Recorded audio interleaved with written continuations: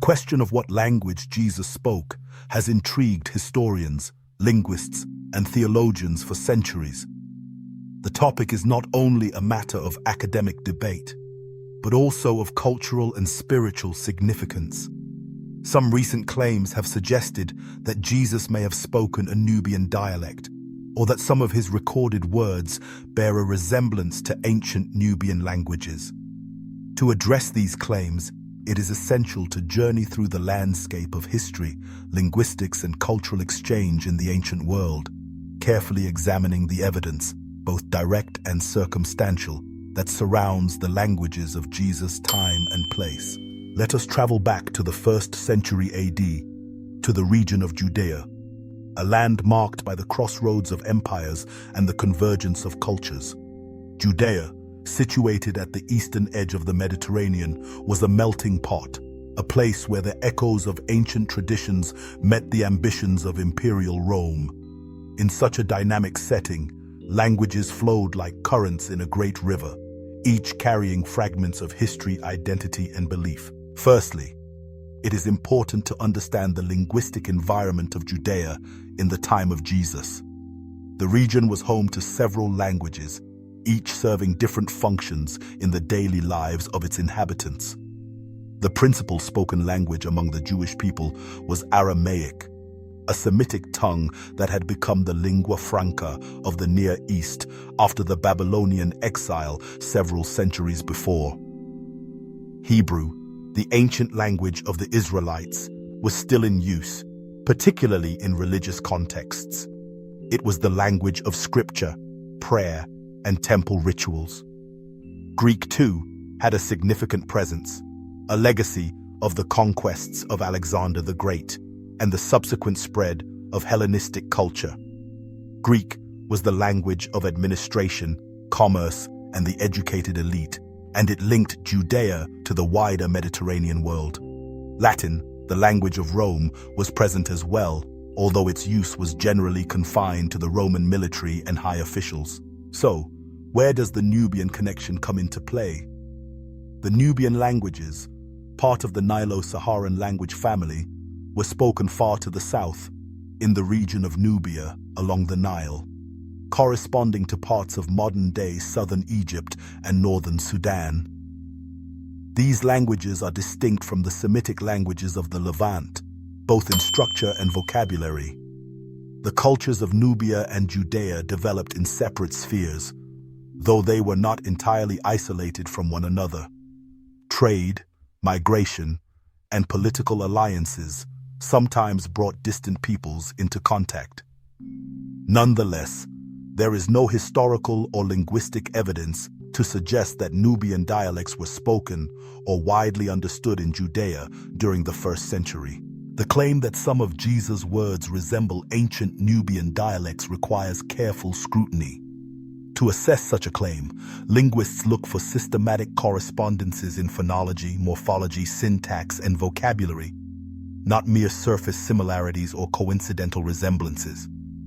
In the case of Jesus, the words attributed to him in the Gospels were recorded in Greek, but many have underlying Semitic forms, reflecting the Aramaic or Hebrew that he likely spoke.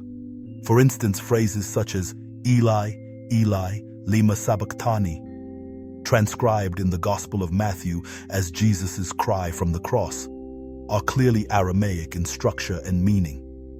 Such phrases align with the linguistic patterns of the region and era. The theory that Rome erased a Nubian dialect allegedly spoken by Jesus also lacks support in the historical record. Roman imperial policy, though often harsh and assimilative, did not specifically target Nubian languages in Judea, simply because these languages were not present there in any significant capacity. The process of linguistic change in the ancient world was complex, driven by social, economic, and political forces. Languages rose and fell, some fading into obscurity, others evolving and adapting. Yet the idea of a Nubian dialect being erased from Judea by Rome is not borne out by the evidence we possess. It is worth considering why such claims arise.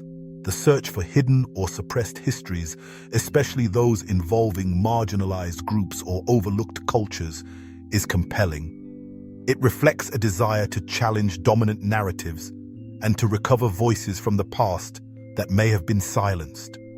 However, this pursuit must be guided by evidence and critical inquiry. The connections between languages and cultures are rich and intricate, but not every similarity implies a direct link or lost lineage.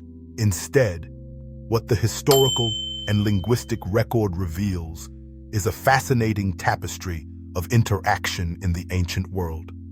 Judea was not an isolated enclave. It was part of a broader network that included Egypt, Mesopotamia, Arabia, and beyond.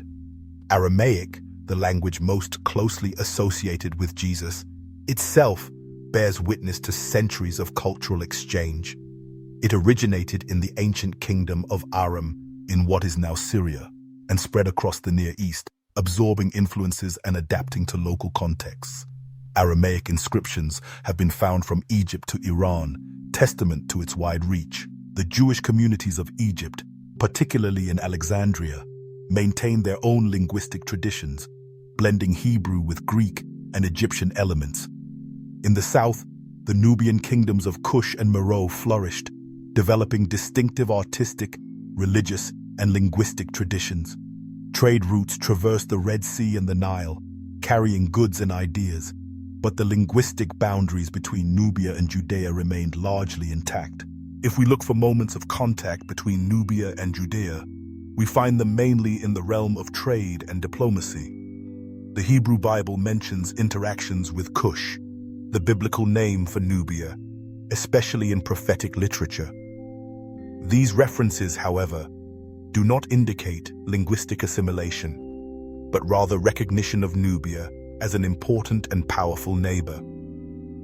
In the centuries after Jesus, as Christianity spread southward along the Nile, new forms of language contact did emerge.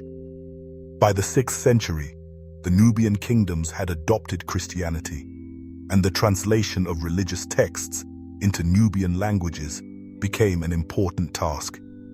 But this was a later development, not one rooted in the time of Jesus. The preservation and revival of Aramaic in some modern communities speaks to the deep cultural resonance of the language. In villages like Jish and Beit Jala, efforts to teach Aramaic to new generations reflect a sense of continuity with the past, a connection to the world in which Jesus lived and spoke. These projects are not about replacing history with myth, but about honoring a real and living heritage. In examining the words attributed to Jesus, scholars pay close attention to the layers of translation and transmission that have shaped the Gospels. The earliest written records of Jesus' teachings were composed in Greek, but they often preserve the flavor of Semitic speech. Parables, aphorisms, and prayers attributed to Jesus bear the hallmarks of Aramaic idiom and structure. When Jesus teaches his disciples the Lord's Prayer, for example, the rhythm and phrasing reflect a Semitic original, even as the words appear in Greek. It is true that languages can share superficial similarities, especially when they are part of larger families or have been in contact over time. Shared roots, borrowed words, or parallel developments can all create echoes across linguistic boundaries. But the differences between Aramaic and the Nubian languages are profound. Aramaic belongs to the Semitic branch of the Afro-Asiatic language family, alongside Hebrew, Arabic, and others. Nubian languages, in contrast, are classified as Nilo-Saharan, a separate and distant family. Their grammars, vocabularies, and phonologies do not align in ways that would suggest a direct connection. The story of Rome's influence on language in Judea is itself a complex one. Roman rule brought new administrative structures and sometimes imposed Latin as the language of governance. Yet for most people, daily life continued in the languages they had always spoken. Greek remained the language of the Eastern Mediterranean, and Aramaic continued as the vernacular of the Jewish population. The suppression of local languages by Rome was not systematic in Judea. If anything, it was the long-term effects of political upheaval, migration, and cultural change that gradually shifted linguistic patterns. To imagine Jesus speaking a Nubian dialect is to entertain a fascinating but ultimately unsupported hypothesis. The evidence points instead to his immersion in the linguistic world of first-century Judea, where Aramaic was the language of home and community, Hebrew the language of faith and scripture, and Greek the language of empire and commerce. Each of these languages shaped the intellectual and spiritual life of the time, and traces of all three can be found in the texts that record Jesus' words. The impulse to recover lost or hidden histories is a noble one, but it must rest on careful analysis and respect for the complexity of the past. The languages of the ancient world are windows into the minds and hearts of those who spoke them.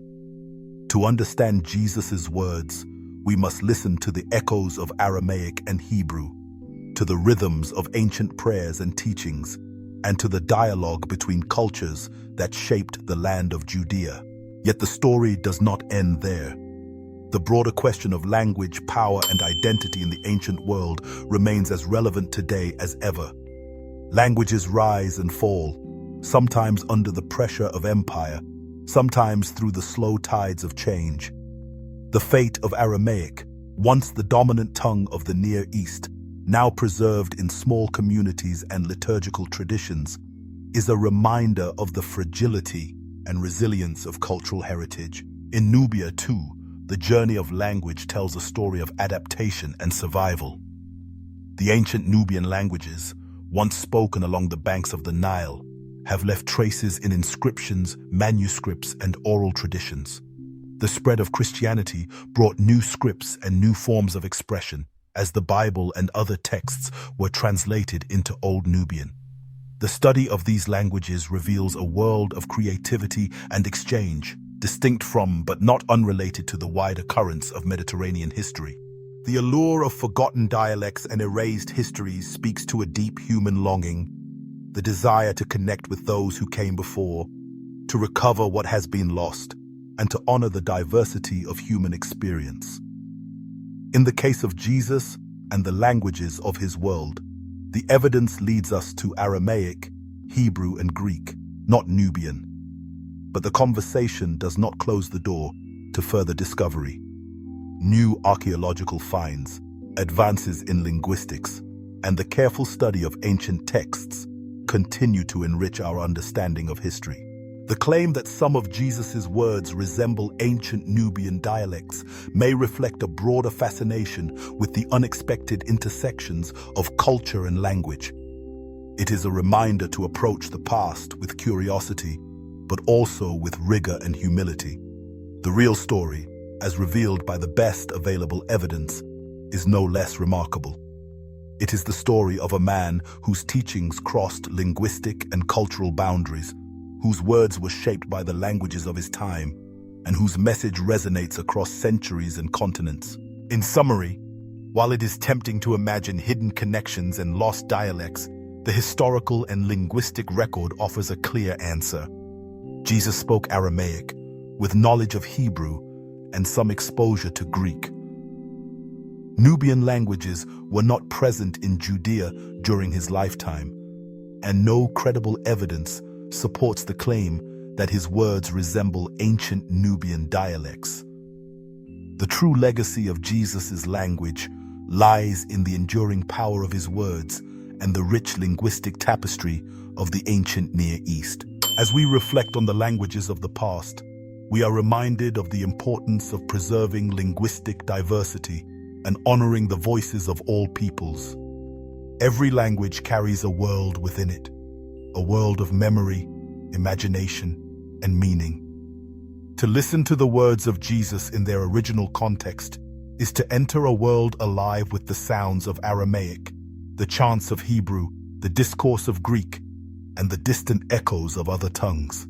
Each language offers its own window into the soul of humanity, and each deserves to be remembered with care and respect. The search for Jesus' language is, in the end, a search for understanding, not only of the past, but of ourselves. It invites us to consider the ways in which language shapes belief, identity, and community, and to recognize the threads that connect us to the generations that have gone before. In this spirit, the study of ancient languages is not merely an academic pursuit, but a journey of discovery, a means of bridging the distances of time and space, and a way of honoring the enduring human quest for meaning. As we close this exploration, let us remember that the story of language is never finished. It is written anew with each generation, shaped by the choices we make and the values we hold. The languages of Jesus' world, like the languages of Nubia, Egypt, Mesopotamia, and beyond, remind us of the richness and complexity of our shared heritage.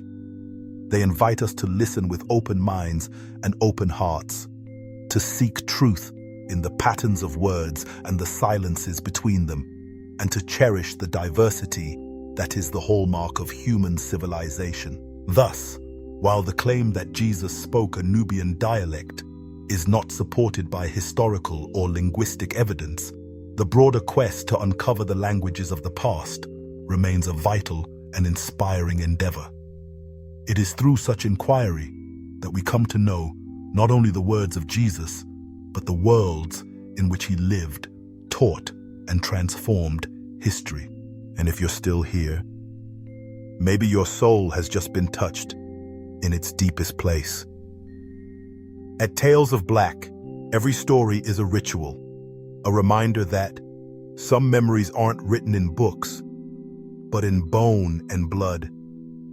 If something stirred in you through this tale, share it with someone else who's still wandering. Subscribe so you don't miss the next chapter. And if there's a legend, a memory, or a haunting you want to hear told, leave a sign in the comments, because maybe your story will be the next ritual we remember.